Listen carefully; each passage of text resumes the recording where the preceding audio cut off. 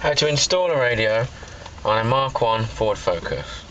First of all, you take the fascia plate, put one side in first, put your hand behind on the clip, otherwise the clip will break, and push that into position.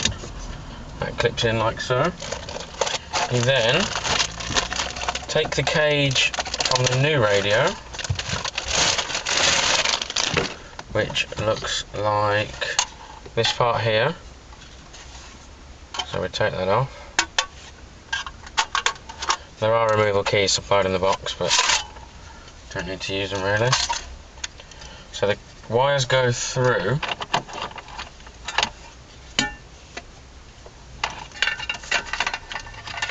like so,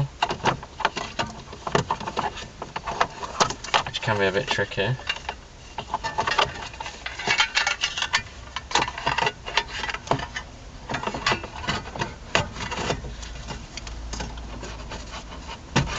Slides in there like that.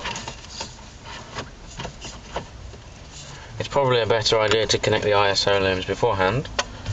So then what we do is connect the ISO looms. So the yellow one goes into the brown like that. The black one goes into the black like that.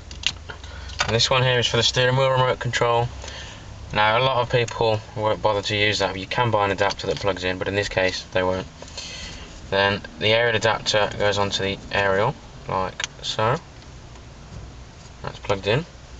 And you need a screwdriver just to bend down some of the pins so the actual cage stays in position. Otherwise you could find yourself having a cage that slides out, which is no good. So that goes in there.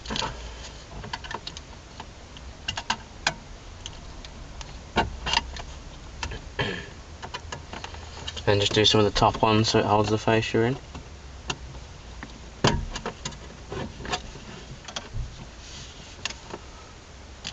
Some people like to put the fascia at the bottom, but that way, if you put it at the top, the radio doesn't sag or anything like that. You can then connect the radio's wiring loom. So in this case we have a Sony, which just plugs in into the ISO, like that. And we need to feed some of this wire back down because there's quite a lot of it. There's plenty of room on these cars for the wire to go in, which is useful. Then what we can do is plug the radio itself in, just the one plug at the back there, and plug the aerial adapter in. If you can hear it making a little noise, it means the power's going through, so that's okay. So I'll just sort of slide it in so I can test that everything's working before I complete. So we pop that in, just turn the power on. So what the best thing to do is tune it to a radio station, save the radio station, and then turn off the power, remove the key. So with the Sony ones, they make that noise just to know that you've left the fascia plate in, but that also tells me that it's installed correctly and the memory will have saved. Not all radios do that, so you will need to just turn the power back on. Make sure the channel that you programmed in previously is still saved, which it is, so I can slide the radio in properly now.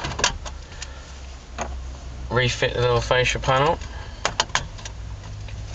and pop the radio back in, and there we go, we're done. That's how you fit a radio on a Mark 1 Ford Focus.